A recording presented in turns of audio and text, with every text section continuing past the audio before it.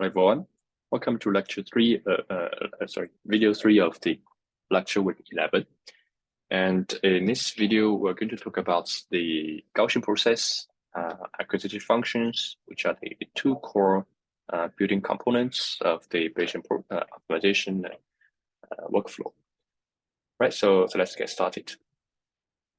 The Gaussian process is essentially a tool for us to approximate the underlying true function, which is the objective function, right? So it serves as the so-called surrogate model, right? And it is widely used as a stochastic process, which means it has a measure of so-called uncertainty, right? Because it's stochastic and it may change any time, then the Gaussian process gives us a way to quantify the uncertainty.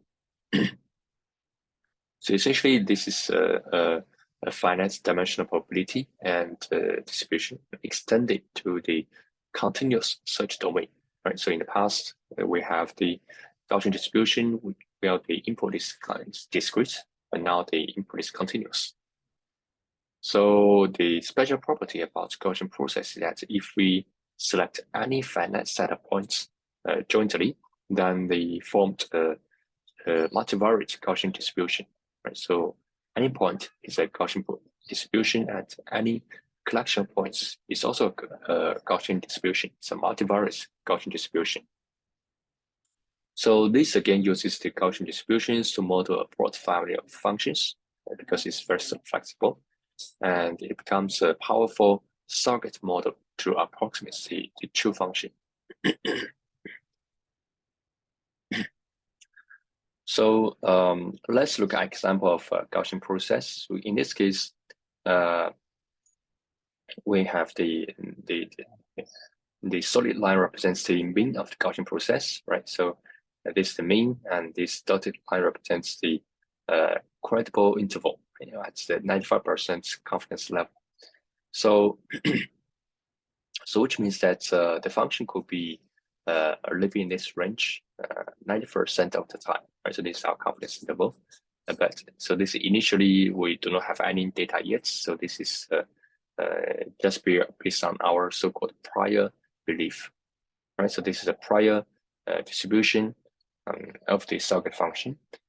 Specifically, if we were to choose a point, right? So if we were just to evaluate this parameter, so this could be the input parameter value for specific training strategies, such as the window length, right? And we can obtain the predictive distribution. Again, this is a prior because we do not have any data yet, right? So this is a prior predictive distribution for the selected point, which is again a random variable, right? And then we can do this for any variable because it's continuous, right? But what's interesting is after we draw some samples, right? So if we were to draw any sample, in this case, one sample is one curve, right? Because this is used to model the real function, and function is a curve. So in this case, we're drawing 3 times, we're drawing 3 lines. You see that 95% of the time they are within this range, but still there's a little chance, small probability they may exceed the range. Right? So this is how we use the Gaussian process to quantify the specific characteristic of the underlying true function. This function starts to learn, right? So we start to collect more data, and then we have exact observations. So this are the 2 points after we observe 2 points, right? So the observation means that we have an input parameter, and then we have specific sharp ratio. So this is sharp ratio. Then we have just 2 points, right? So the first point, second point, and the Gaussian process then starts to learn. In this case, the main function will pass through these 2 points because this is well based on what we observe, and also the uncertainty becomes 0 because this is something we observed, right? So there's no uncertainty for the actual observations, right? So this Gaussian process starts to adapt and learn from the observed data. So now our quantification of the mean and the variance becomes more adapted. So mathematically, we are given a point of interest. This is a potential parameter to try for a given strategy, right? And we want to know the f is the value of the objective function. I want to know how good it is. And so this we are using a probability distribution to quantify the characteristics. And in this case, Gaussian process relies on the Gaussian distribution for any point, right? So which means any point we have a mean, have a standard deviation, and we can obtain the corresponding probability density function for this point. So just like in the previous example, if I were to choose this point, right, I can obtain the corresponding mean, which is here, and the variance, and then I can say something about this point could be distributed in this range and with a certain probability based on the PDF. So this again uses a model to estimate, to quantify the likely values of the black box function. And we have the closed form solution for the mu and the sigma, which again, this can be derived in closed form using the multivariate Gaussian theorem, right?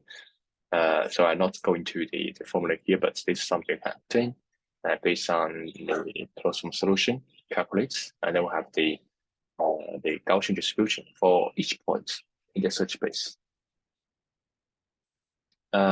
Next, we talk about the acquisition function. Again, this is the next component which is used to guide the search, right? So with the Gaussian process to approximate the function, and now we use the acquisition function to propose the following sampling location.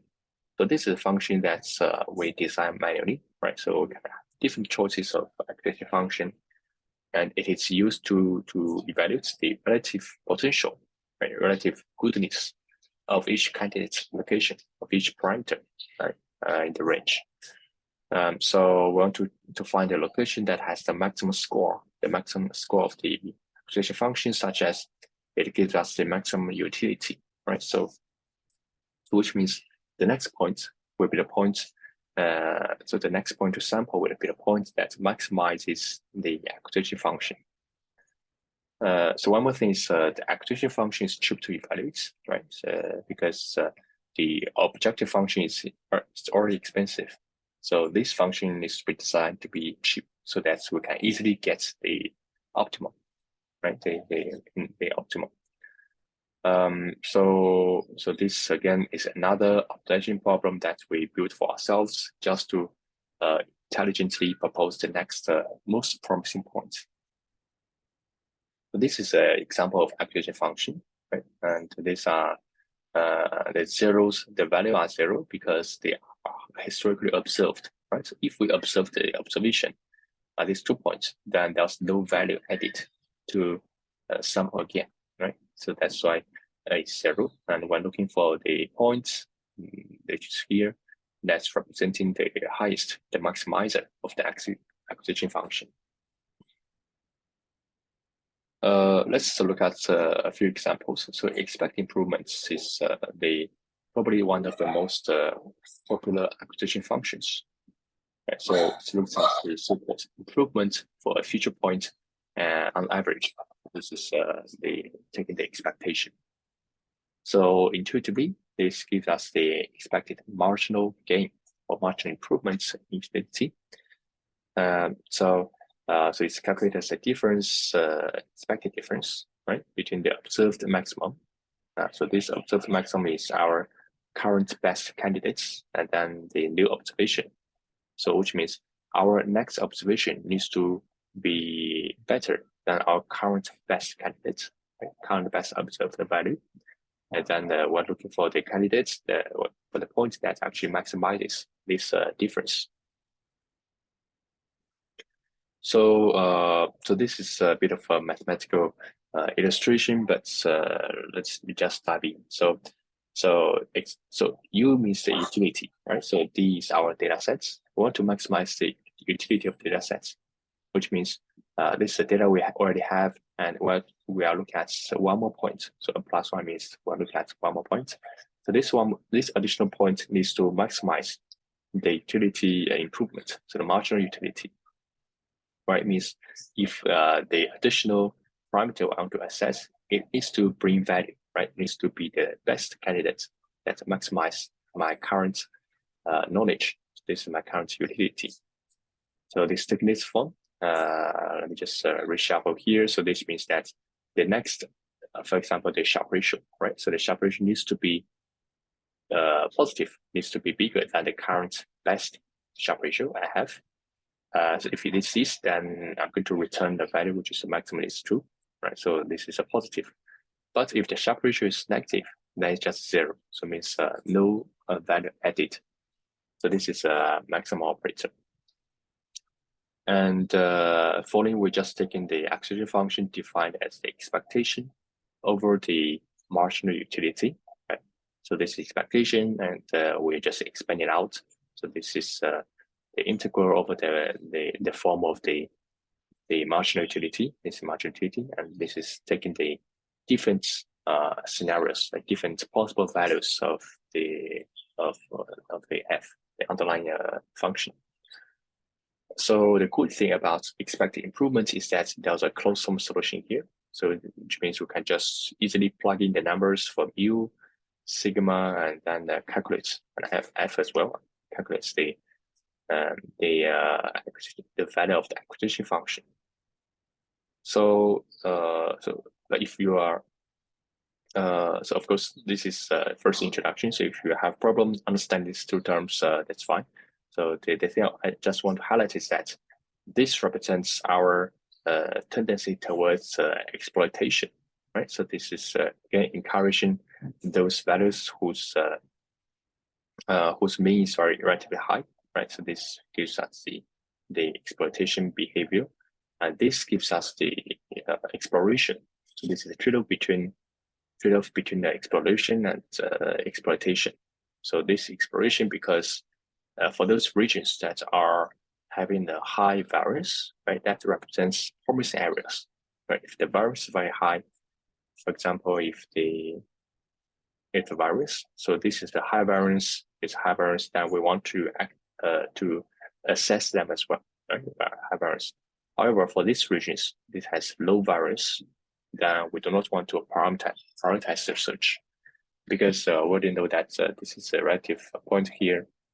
But then the exploitation means that this point seems to be high, then we can exploit the neighborhood because it's also very high. So this is again the trade-off between exploitation and exploration, which is also a common trade-off in reinforcement learning as well. Another acquisition function, which is called the upper confidence bounds, is built like this. So this is also similar to the previous trade-off. We have a mu here, we have the sigma here. So the trade-off is explicitly defined by the beta coefficient here. So this is a user-specified coefficient that adjusts the relative trade-off between the exploitation and exploration. All right, so let's look at the full Bayesian loop again. Two components, right, which is the Gaussian process and to approximate. So the Gaussian process uses a surrogate model to approximate the true underlying function, and the acquisition function is used to recommend the next best sampling location. And then after that, the environment will receive a probing request, which is the parameter to test out, and then respond by revealing the new observation, which is just to calculate and obtain the new Sharpe ratio, following the particular observation model. So this governs how the noise is specified. Then the Gaussian process will then use this new observation update itself to obtain a so-called posterior distribution, posterior process. And then this process continue until we exhaust a given budget. For example, the number of trials to perform. So this again summarizes our framework. So environment and observation to our policy. Our policy now consists of Gaussian process and acquisition function. And reinforcement learning starts to deviate from here because it has its own policies and it has its own functions to approximate the world. Right? But the overall the setting is the same. So we have sampling location as the next recommendation. And then so this is how essentially the search is carried out in the principles manner, and also carried out in the iterative manner. All right, so that's it for this view, and again, later I'll upload the lab sessions in terms of how we can possibly do this using Python. All right, so thank you for watching, and that's it for this video.